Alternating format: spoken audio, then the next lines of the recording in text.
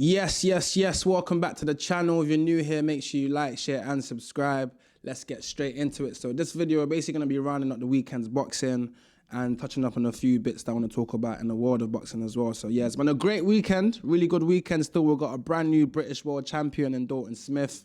He beat Sabiro Matthias out in New York, stopped him in the 5th round to win the WBC super lightweight title. And then the other card on the weekend was Agit Kabayel versus Damian Kanaiba out in Germany, Oberhausen, Germany. That was a sold-out 15K crowd. Agit Kabayel pulling in a 15K crowd out in Germany. He stopped him in the 3rd round, I believe. Yeah, the 3rd round. So let's start off with Dalton Smith. So yeah, Dalton Smith, brand new British world champion. He beat Sabiro Matthias in emphatic fashion, 5th round stoppage. Hats off, man. Hats off to Dalton Smith, man. I'm really happy for him. Obviously, he's a Sheffield lad. I'm from Nottingham, so I'm really happy for him. Obviously, I want to say, obviously, there was a lot of controversy leading up to the fight because Sabiro Matthias basically failed a drug test. He failed. He got popped for Osterin, I believe, And normally, any normal circumstance, when a fighter fails a drug test before a fight, the fight's meant to get pulled, innit? It's meant to get pulled. It's meant to, I'm trying to say, the guy's meant to be stripped of his title. But in this situation, Sabiro Matthias, the fight was still allowed to go ahead because apparently the levels of Osterin in his system was below the threshold that the fight can get pulled off. The fight can get pulled or stopped, if that makes sense. So I believe the threshold is 0.75% or something like that for the New York Athletic State Commission. So they allowed the fight to still continue. Obviously, I think that is brazy. There was somebody on my other video, I think on one of my YouTube shorts, that tried to kind of give man a bit more context on the whole Sabiro Matthias drug test thing. But I do think, even though I appreciate the context that the guy gave me in the comments, I do still feel like, end of the day, if you get popped, you get popped, innit? Do you know what I mean? I feel like failing the drug test is failing the drug test, and that's just what I think, innit? Because at the end of the day, like, there's how many other people who are getting tested as well and they didn't fail. There's no traces and no nothing in their system, innit? So anytime you fail a drug test, it's just, you're always gonna have that air, that cloud that kind of walks over you where people aren't sure whether you're a clean boxer or you're a dirty boxer, innit? So if, let's say, Dalton Smith had lost to Sabiro Matthias over the weekend, the narrative would have been horrible. Would have been everyone basically slagging off the WBC, slagging off the New York Athletic State Commission, probably slagging off Eddie Hearn and Matchroom as well for even letting Dalton Smith go out to America under them kind of circumstances, because Matchroom didn't actually even win the purse bid for that fight. I forgot the name of the... what's the name of the production that actually won? I forgot the name of the production company that won the purse bid or whatever. I think it's something like Fight Production or something like that anyways. But yeah, they won it, so the fight wasn't even on the zone. Like, the fight was on pay-per-view for like 41 quid. So I don't know how many people actually watched the fight live or bought the pay-per-view. The arena or wherever venue that was having it in New York looked very empty as well. So that's the only kind of negative or downer around the whole situation with Dalton Smith winning the title out in New York. I just wish more people got to see it, innit? I wish more people got to see him actually get that win, because not many people have went to, especially gone over to the States and won a title in the person's backyard. Not many people have done that, innit? Like, how many British people would have been in the crowd other than Dalton's family or team? Like, I don't know how much British people would have bought tickets to go over to New York at the start of the year, like January. People ain't got bread like at the start of the year. So I just wish there was more people that could have seen it, probably on the zone. I feel like if it was on the zone, it probably wouldn't have been on pay-per-view, probably would have been part of man's subscription, so it would have been free to watch, basically. Well, not free, but you get what I mean, innit? So that's the only thing that's a bit of a downer. But nevertheless, Dalton won. He got the win. He's a new WBC super lightweight champion of the world. New British world champion as well. So hats off to Dalton Smith. Congrats, man. So moving on, the other fight card over the weekend was Agit Kabayel versus Damian Kanaiba. Not sure which one's the right pronunciation. But yeah, great little night, great little fight. Obviously, they sold out an arena in, I don't think it was a stadium, I think it was an arena in Germany, 13K capacity. And I can't lie, I don't know about you guys, but after seeing that fight, it's made me more hopeful for the Agit Kabayel versus Usyk fight. Because prior to this fight, yeah, I felt like the only reason why Usyk was not going to see Kabayel is not that he doesn't deserve it, not that he doesn't think he's a worthy opponent. I feel like it's more a thing of whether it makes sense commercially and whether they can actually make the money that they're they will both probably like to have that fight, innit? But obviously, after seeing Agit Kabayel bring in 13,000 people into a stadium an arena in Germany against a fighter that nobody knows, I didn't know. I did not know who this guy is. Obviously, maybe in Europe, or I think the guy is Polish. I think the fighter, Damien Kanaiba, I think he's Polish. Maybe he's big in Poland or just big around that region of things. But over here, man don't know him, innit? I don't know who the hell my man is. He still managed to sell out. Obviously, there would have been other fighters on the undercard as well that would have obviously contributed to the sales and the amount of tickets that would have been sold. Agit Kabayel is a big name. When they say Agit Kabayel is the main name that everyone knows, he's the one with the WBC Interim heavyweight title. So the main driving force of tickets I'm gonna expect will be Kabayel, and he managed to get 13,000 people into an arena in Germany, facing basically someone that nobody knows. So if he was facing Usyk, surely they can do double that, triple that. Do you know what I mean? Quadruple. Surely they can do more than that, bro. Surely they can do that. Surely they can do like a 80K, 60K stadium or something in Germany. Like, because at the end of the day, the two fan bases now would be the Ukrainians versus the Kurds, the Kurdish people, innit? It's Kurds. Are they called Kurds or just Kurdish? Maybe just Kurdish. But yeah, like Kabayel, he's got Kurdish heritage in it. So I just feel like that's too prideful, really people that really get up for, like, to support their people, if that makes sense. So if there's somebody that's from one of them kind of nations or places and they're doing well, or they do something that kind of sheds positive light onto their community or onto that group of people, I feel like they're always rally behind them, innit? So I feel like if it was a thing of Usyk from Ukraine, then you've got Agit Kabayel from Germany, Kurdish heritage, coming together somewhere in Europe, probably Germany again, bro. I think that's a blockbuster, mate. Personally, I think that's a blockbuster. I think that's a sick fight. Obviously, Usyk is known for going into people's backyards and things like that. Obviously, Usyk is the champion. He is the champion, so realistically, Kabayel should be going into his backyard. But obviously, with everything that's going on in Ukraine, it probably wouldn't be possible to do that. But I'm sure when Usyk fought Dubois, was it in Poland? Did they fight in Poland? I think it might have been in Poland where they done the fight, because they couldn't fight in Ukraine. And that was kind of seen as like Usyk's kind of homecoming whilst the whole stuff that's going on in Ukraine is happening, innit?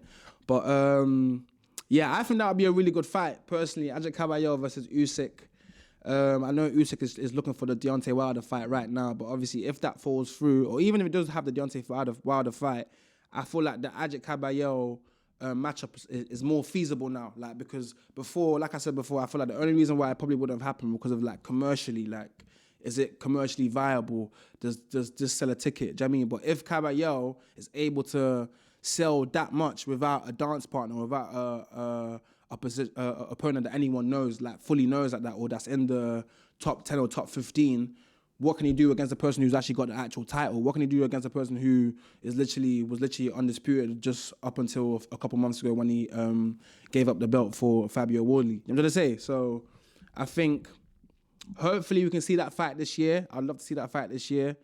It just depends on what Usyk is saying, innit? And if Usyk doesn't want to fight any of these guys who were interim, or any of these guys who actually deserve it, like if you're just going to be ducking people, I don't want to say ducking, but if you're just going to be sidestepping people like Agit Kabayel, obviously I know a lot of people are giving Usyk the pass for this Deontay Wilder fight because they're saying, oh, Usyk's done this, done that, he's just going to clear out everyone from the era. Cool, but we all got to be honest and say, like, bro, Deontay Wilder does not deserve a fight with Usyk. He has not done anything. He's coming off, like, what? I think he got a win last year. I forgot who he fought. I don't know who he fought. Some random guy. I forgot the guy's name. But prior to that, he was coming off 2 losses. A loss to Zhang, a loss to Joseph Parker, and he just hasn't been looking good. You know what I'm gonna say? Like, he looks like his best days are behind him, innit? So realistically, I don't want to see Usyk chasing the Deontay Wilder fight. But if that's what he says he wants, then alright, cool. Guys might be able to give him a look of one pass for this one fight. But after that, I can't lie.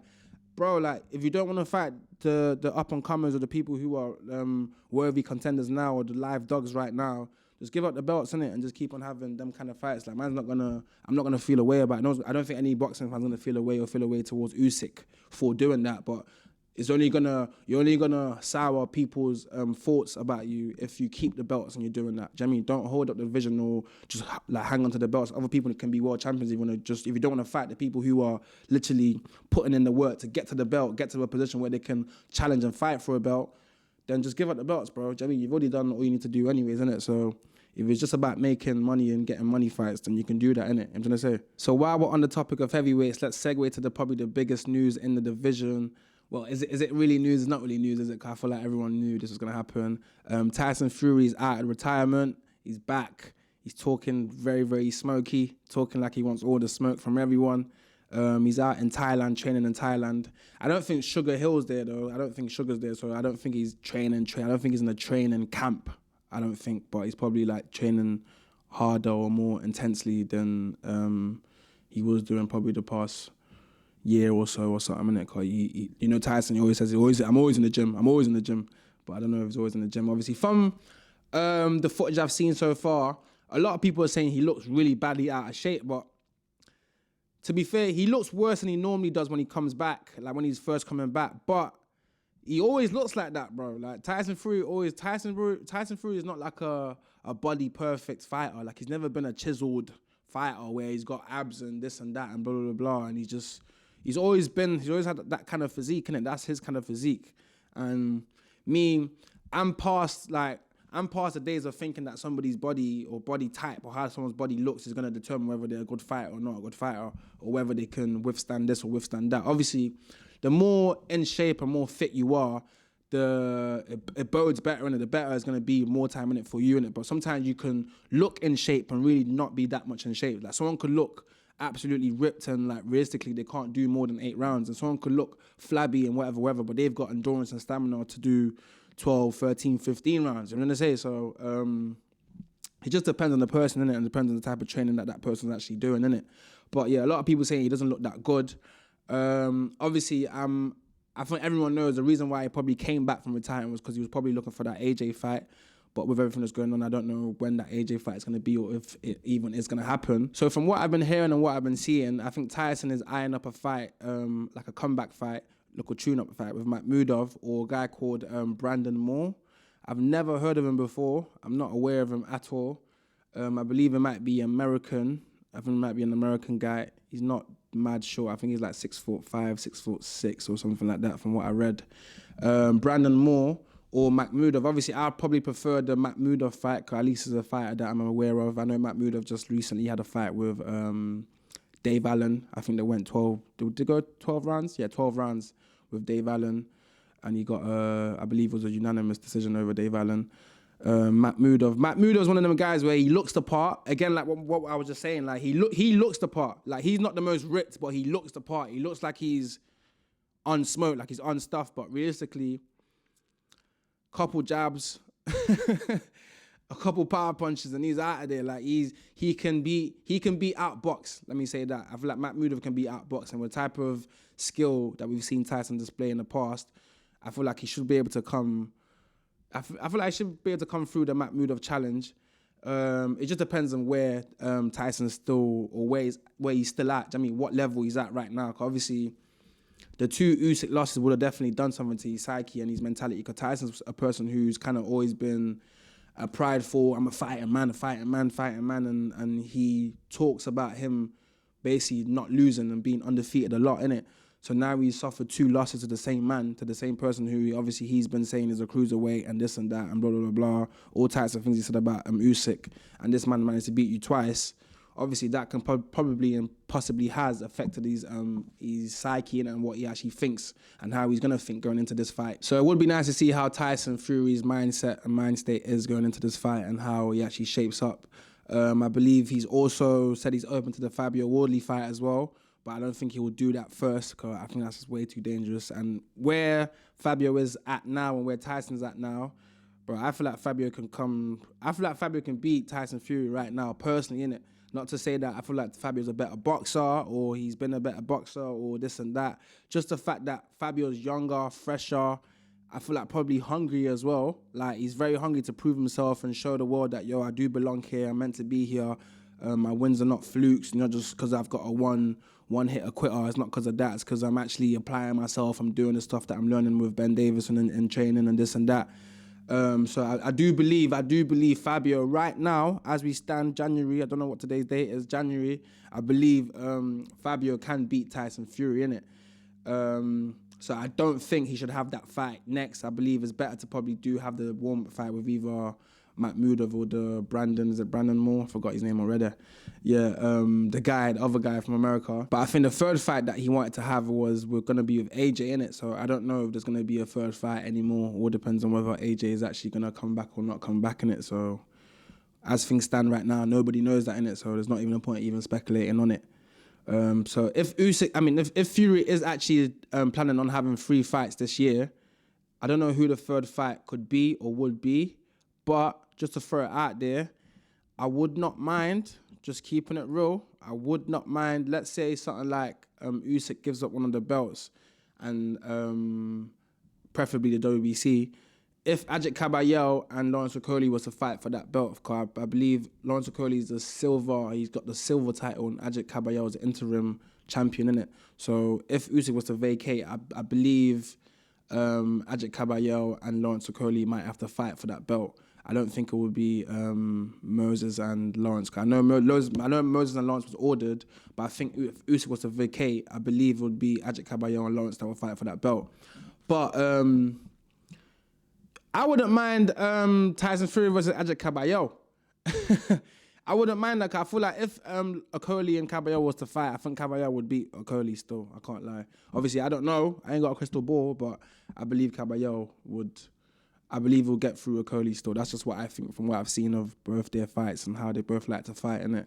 It just depends on if Kabayel can actually get his work off and he's not just like being hugged or smothered all the time. But I do believe Kabayel, even if that is the case, I do believe Kabayel will be able to do enough that would, whether it goes the full 12 distance, the full 12 rounds and goes the full distance, I do believe Kabayel would have just about what it takes to get Okoli out of there. If that was to happen, we do live in a world where that happens, I don't mind Kabayel versus Fury, you know? I think that's a decent local fight. And I feel like, again, with how Kabayel likes to go to the body, I just feel like Tyson will just... But I don't think Tyson will take that fight. There's nothing in it. There's nothing in it for him commercially. I feel like Tyson, if Tyson's not fighting AJ, I think the only fights Tyson will probably take is either another Usyk fight, so a third Usyk fight, or maybe a Moses Atamo. Like if he wants to just roll the dice and just basically just say, all right, cool, like... But I don't think Fury would want to do that either. I don't think Fury would ever want to be somebody who is like somebody's marquee win. Does that make sense? Like I feel like Fury would hate to be Moses Atama's marquee win. So if in years to come, Moses can say, yeah, I beat Tyson Fury, I beat Tyson Fury just before he was completely done. Like, I just feel like Fury would just hate that. I don't think Fury would ever give him like, because Fury's always been smart. It's like he picks his fights very, very smartly. He doesn't just fight anyone, innit? So I feel like Tyson, he's a tricky operator still. Tyson Fury's a tricky operator, but we need him. I'm happy he's back still. I am happy he's back still. I never thought he left anyways. To be fair, I think he was just waiting for AJ. But I'm happy he's declared that he's back and he's training out in Thailand. Hopefully we do see a fight announced soon. Obviously they're saying that he wants to come out. He wants to fight 3 times this year. It's January now. I doubt he'll be fighting in March, so probably the first fight will probably be in April. If his first fight is in April, I don't think he's going to fight 3 times this year. But we'll see, innit? We'll see. You never know. You never know how things pan out and turn, innit? We'll see what happens. I think it all depends on what's the easiest route to the most money for Tyson Fury, innit? But we'll see. But I think that's all I wanted to cover on this video. If you've got anything you want to say to anything I've said in this video, make sure you leave a comment down below. I'm going to do another vid shortly. So thank you for watching. Appreciate it. Much love.